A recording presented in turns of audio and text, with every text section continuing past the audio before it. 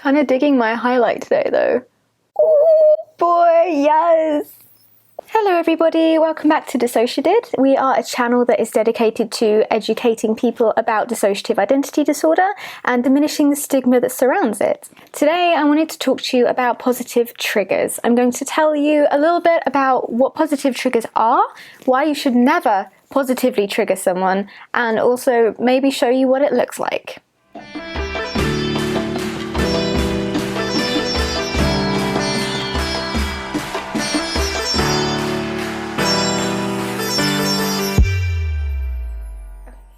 Okay, so what is a trigger? If you don't know what a trigger is, first and foremost, I would recommend you go and have a look at our video that we did on PTSD, the science of PTSD and dissociation, which is a very educational, very scientific-based video, and right at the beginning it tells you all about what triggers are. A trigger is something that will cause a flashback to happen. A negative trigger is something that will usually encourage a flashback or cause a flashback and will be very, very distressing, very upsetting, very unpleasant for the individual who's been triggered. There's no such thing as a silly trigger. Triggers can be anything. It's whatever your brain has associated with a traumatic experience. So, okay, what's a positive trigger? A positive trigger, at least when it comes to DID, Dissociative Identity Disorder, is something that can encourage an alter to front. So it triggers them out, but not for a negative reason. Some examples of positive triggers could be things like, if you're familiar with our channel, Kyle has food as a positive trigger. If I'm eating or we're around food, it's very, very likely that Kyle will come out. Positive triggers don't always work. It's not a full safe way to encourage an alter to front,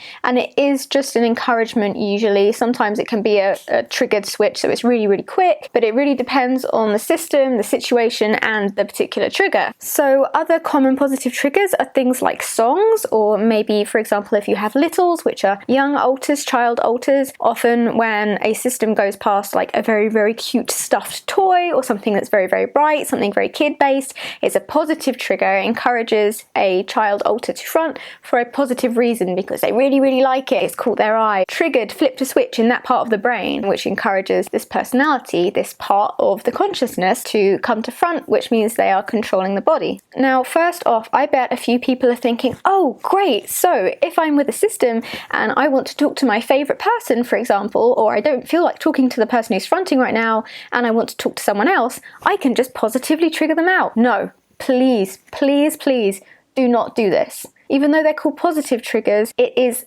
horrible to be positively triggered because you have no control over the situation. If somebody deliberately positively triggers an alter out, huge betrayal of trust. It's very, very unpleasant. You're putting yourself, your vulnerability in the hands of this person who knows about your positive or negative triggers. Not only is it extremely hurtful if somebody is showing you that they don't respect or admire you as much as someone else in your system, it's a whole other thing to be forced to enter a different state of being. That person is essentially robbing you of your memory, robbing you of your ability to control your body, and robbing you of knowing what's happening, because when a switch happens, it's almost always complete amnesia. So whatever another alter has done while they're fronting, the other alters won't remember unless they've been co-conscious or there is very good communication. So if somebody purposefully triggers you, it feels violating.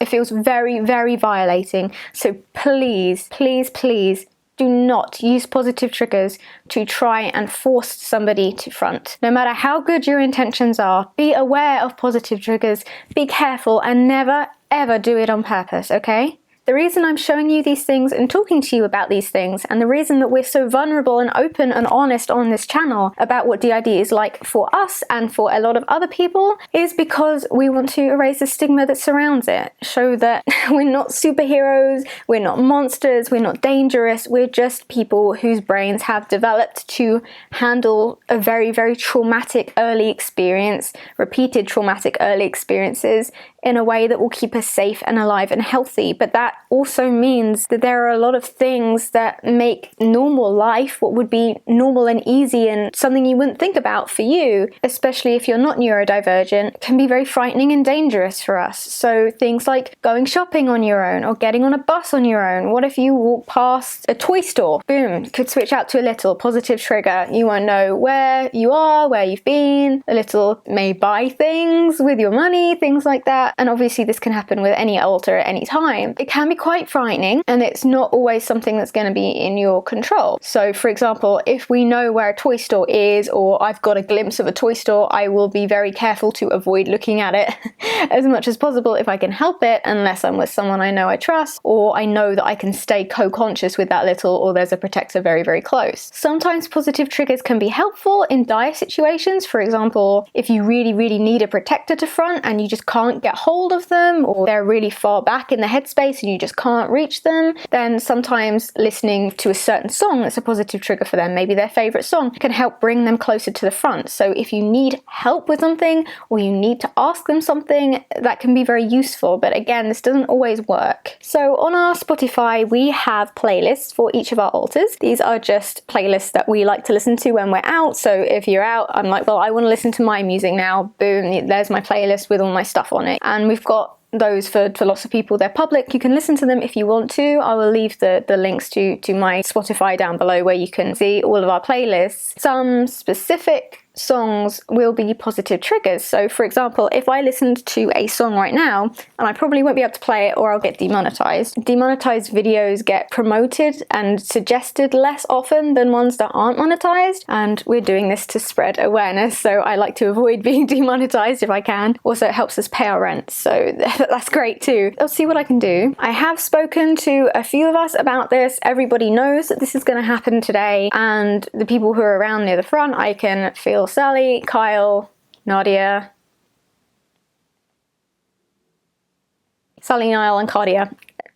What? Sally, Niall and Cardia? No, Sally, Kyle and Nadia. Good lord. I did ask on Instagram if anyone had any preferences for who they would like to see experiencing a positive trigger and being brought to front. I don't know if this is going to work. It doesn't always work, but like I said, I'm going to go for the people who said that it's okay, who've agreed that this is alright, who aren't going to be shocked by it. We're in our home, we're in a safe space. Jake, who is a fragment, has very specific songs that are really, really strong positive triggers, way stronger than any songs for anyone else. Other than for Littles, the strongest positive trigger in our system belongs to Jake, and a lot of people actually wanted to see Jake or Kyle, and the other one was Omega. A lot of people wanted to see Omega. I'm not going to try and positive trigger her to the front. She's distressed a lot of the time. She's very distressed. She's more comfortable in the inner world, so I'm not going to do that to her. I haven't even asked her. I don't want to force her out on camera, especially not after what happened last time she was on camera. So as you can see, these are our Spotify playlists. Who's closest right now? Who's closest? I've already got a headache, so I know people are really close. Kyle is definitely the closest, but he's not super fond of this very heavy, very feminine eye makeup with like glitter and stuff. But I'm sure he'll get over it. He did agree to do this. Okay, so let's go for Kyle, shall we? One specific positive trigger for Kyle is the song Pompeii by Bastille. Most songs by Bastille actually are positive triggers for him, so I'm going to search specifically for that song, Pompeii. And what I'm going to do, I'm just going to listen to it and try and relax. See if he fronts. If he doesn't front, sorry, I'll try somebody else if he doesn't front.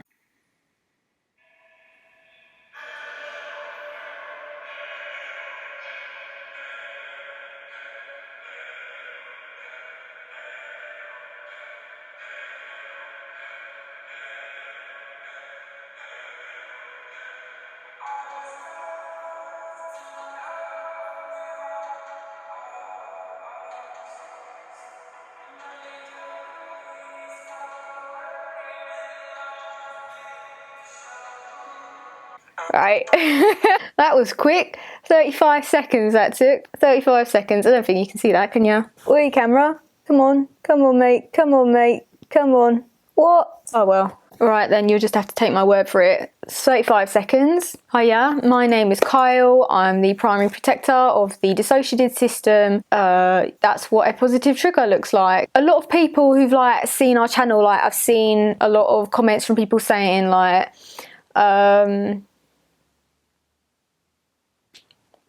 blimey, I just completely lost my train of thought. I think I'm still a bit dissociated. So after you front, if you've been if you switched, a lot of the time it kind of takes your brain like a minute to catch up. Like, I've got a really bad headache right now, I can feel it coming on, and it started off quite strong as it is anyway. Just feels very much like your head's being kind of stuffed full of cotton wool. It's not nice at all. Also, it's really fucking hot in here. Who turned the temperature up? But no, we were talking about positive triggers, weren't we? Positive triggers. What was I going to say? I was going to say something about people commenting. What was it? Fucking hell. Oh, I'm well sorry. I've completely lost my train of thought. That's fucking irritating. Comments, YouTube comments. What was I going to say? YouTube comments. Come on, brain. Oh, I can't fucking remember. I can't remember at all. Anyway, yeah, the only reason that we were able to do this, we all agreed beforehand, like, Chloe had my permission to do this. I was like, yeah, obviously, I'll come say hi to my babes. Hi, babes. And, you know, like, give you a chat and stuff like that. I was not co-con, but I was close-ish to the front. Like, I've been around the front all day because I knew that Chloe was going to film today. And I do like being close to the front when she does that, just in case something happens. So I can keep an eye on shit from, like, the background. So, yeah, no, a lot of positive triggers for us are songs and, like, particular items. Like, a lot of alters will have particular items that are, like, their things. Like, for some people, like, for me, it's my hat. This ain't my hat. This is Chloe's hat. I mean, technically, it's my hat as well. It was sent to us by Nan from the Pinata system, specifically for me and Chloe and for everyone else, but with me and Chloe in mind. But to be honest, Chloe's she's claimed this is her hat. Like, not in a cruel way, it's just like, it's her favourite hat. But like my hat, which if you've seen me before on the channel, I've got a Meet the Alters video and everything like that if you want to know more about me, like who I am, and you know why there's a guy living in Chloe's body if you want. I have a particular hat which is a very strong trigger for me. That hat is around, or you know, like, is in eyesight more than like a few seconds. It's a very strong positive trigger for me because it's almost like being pulled forward, like coming up out of water or something like that. It's like, or having a mist clear, like if you were in a dream and you were just waking up. That's kind of how it feels to be pulled forwards to the front. Sometimes it's like we've described being pushed to front and being pushed out of front as being literally like pushed or kicked, like pushed back into inner world. Literally feels like being thrown backwards. Like, you get a sense of like dizziness. Chloe always says she feels like travel sick. I don't feel travel sick, but I do feel sick, like a little bit nauseous, very big headache. Like, it's not nice. Like, switching ain't fun, and that's another reason why you should never positively trigger someone. That is not something you should be doing anyway. That is someone's body that you're working with. It's kind of like if somebody you knew had a bad leg or like a weak knee or something was standing nearby you and you wanted to look over their head but they were too tall to like see something. Instead of like asking or saying, hey, are you going to bend down anytime soon? Or like, could you bend down so I can see, or can I walk past you? It's like saying, oh, well, I know how I can get them to do that. Kicking them in the back of the knee that they know is weak. And like, I don't know, watching them fall to the floor and get back up again. Like, you don't fucking do that. Preying on, I mean, it's not a weakness. Like, it's a mechanism in our brain that works to keep us safe. But if you're preying on something that you know is going to affect someone without their permission, it's like, it's a complete change in the brain, like in your consciousness. It'd be like it's an alteration of the mind. It's like giving someone a drug. It's like drugging someone, or you know, slipping someone alcohol or slipping something in someone's drink. Like, you don't like alter someone's state of mind without their permission. That is their body and that is, you know, their right. So like, don't around with that. And I know a lot of people, especially like partners of people who have DID and stuff like that, do it a lot, and it is abusive. Like, that's not all right. Don't do that, especially if they're said like, I don't want you to do that. Like, you might think, for example, if you trigger a little out, you might think, oh yeah, but when she's out, she's so happy and fun, so it's all right. But no, the person that you was there before you triggered out this other person ain't gonna be happy, you know. Like, you just don't do it, all right? It's subject close to my heart, I guess. So please don't positively trigger people on purpose. If you have agreement from the system and like you really need a protector to front, like you're in danger, or you need an adult or something like that to be fronting so you can sign something important with the person who's fronting, you can try and use some positive triggers to encourage that person to come to the front or something like that, but only with permission and only if you discussed it beforehand. Discussing with your partner, friend, family member, anyone you meet, colleague, whatever, who has DID, like, is there anything that is difficult for you that you would like me to avoid? Is there anything that's particularly triggering that you would like me to know about so that I can make sure not to trigger you in the future by accident, because I want you to feel comfortable, I want you to feel safe, and I never want to force you to either have a flashback or to accidentally trigger out somebody who doesn't want to be fronting. Is there anything I can do to help you? Is there anything you want to share with me? Because again, that is not information that you're entitled to, but a lot of systems would probably appreciate you asking. So maybe think about that. Just be aware that it's really fucking frightening to not have control over yourself. To lose memories and stuff like that is fucking scary. To come back and be in a different place, like for example, if you've been blackout drunk or something like that, and you like wake up somewhere else, or you've got memories missing and all of a sudden you're somewhere else. It's like that all the time. And it's really fucking frightening sometimes, especially if you don't know what's happened. You don't know if someone's hurt you. You don't know if you're safe. You might not know where you are. You know, you don't know how people's opinions of you have changed. Yeah. Like Chloe always says, there's positive outcomes for people with DID. You can live so successfully and so happily with dissociative identity disorder if you get the treatment you need and if you work on your healing. It is so, so worth it. But DID is a horrible disorder. It stems from childhood trauma. It is intensely traumatic for as long as you have it, pretty much. It's frightening. It's deadly frightening.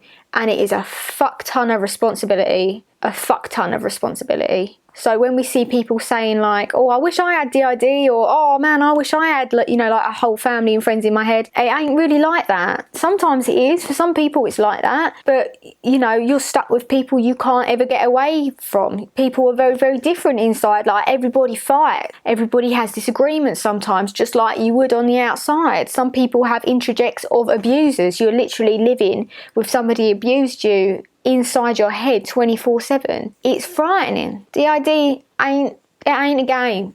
It ain't something to look up to. You know, it ain't something to desire. This is not a desirable disorder. And I know that to a lot of people it may seem fantastical because a lot of the presentation that's given of DID is in movies and stuff like that. And we don't really have any education about it in the real world. So people think, oh yeah, no, well, yeah, that's only in movies. That don't really exist. That's just in books. It's just a stereotype, you know? So yeah, if you want to know more about DID, and you want to help people learn really what DID is like, how it works, and how to live a healthy and successful life with it, how to heal, and yeah, like all the psychology and brain stuff, then please consider liking and subscribing. Please consider sharing our videos and stuff like that, because Chloe's she's really passionate about this. She's really fucking passionate about it, and to be honest, I am too now. I was a bit sort of willy-nilly with it at the start, but I don't know, man. You've given us a platform, like, people are listening to us, like, people look up to us and stuff, and that's a lot of responsibility to have. And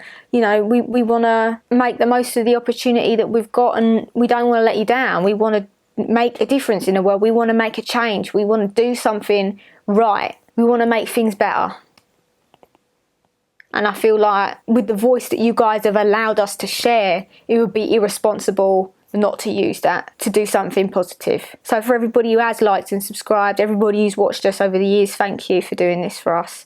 And I hope that you'll let us do something for you. So I hope everybody out there is staying safe, is having a good day, hydrating, because it's hot as balls outside right now. Yeah, I guess we'll see you all in the next video, lads. Lads, ladies, and non-binary daisies. Whatever. Anyone who's watching this, ta, have a nice day. See you later.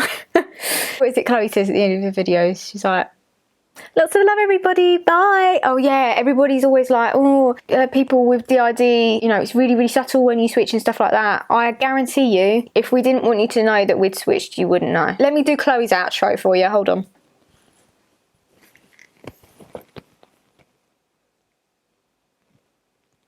Lots of love, everybody. Bye.